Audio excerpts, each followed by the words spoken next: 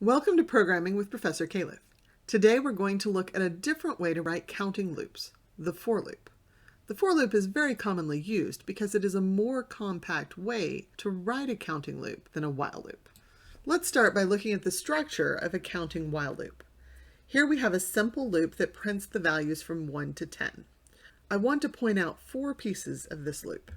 The first one is actually before the loop, the initialization.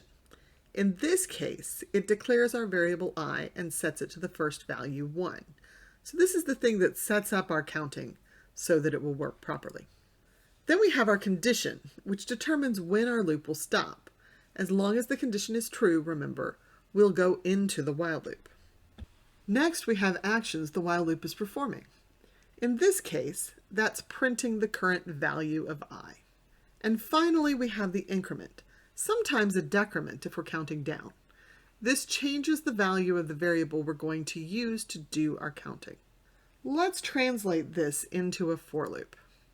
In the for loop, we have the initialization, the condition, and the increment all in the parentheses after the keyword for. So what will happen is we start at the initialization, and that's going to happen one time before we do anything else in the loop. The next thing we're going to do is to check the condition.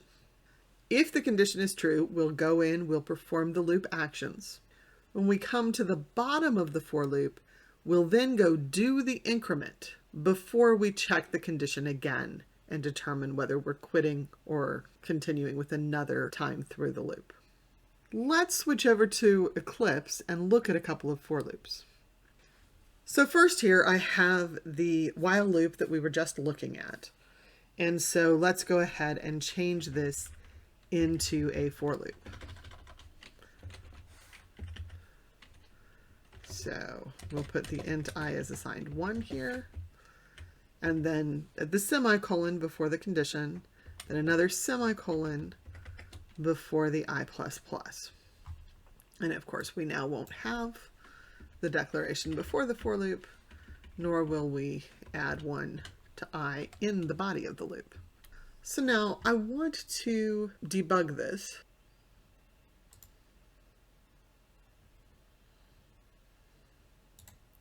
So we'll toggle the breakpoint and do the debug. And so as we watch going through this, you'll notice that before we start the loop, we don't have the variable I over in our variables. But we stop. Now I has been set up to 1, and we've actually checked the condition and gone into the loop. So we print. Then as we do the next thing, we're not seeing this step by step, but first I is being incremented, then this is being changed. And as we continue going, we'll see I changing at each point.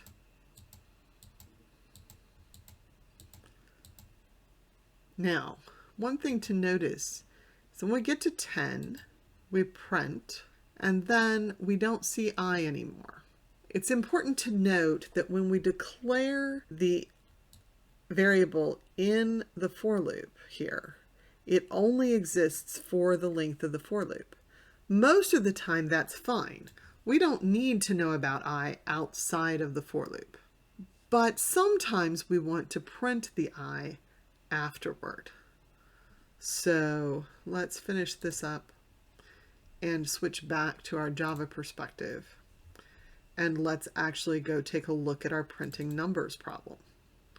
So if we wanted to translate this into a for loop, we need to consider the fact that we want to print num after we're all done.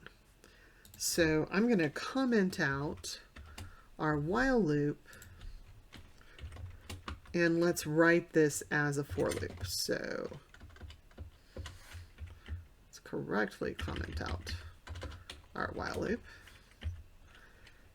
And so it will be for int num is assigned 1, num is less than 10,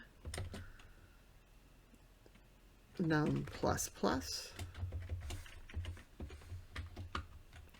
and then we have, let's just copy our prints,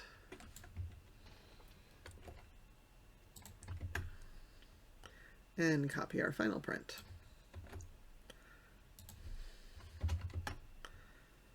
Now here, notice that num is underlined in red because it doesn't exist. It says over here, num cannot be resolved to a variable. If I click on this, it suggests creating a variable, various options. And the problem is, as I said, if we declare it here, it only exists inside the loop. So sometimes we may initialize it in the initialization clause here, but we want to get it declared in advance. So here, I can move the declaration out. I'm still actually initializing it here. But this way, it will actually work because we now have num so that it exists outside the for loop. Thanks for watching. I hope you have fun using for loops to do your counting. In the next video, I will be talking about nested loops.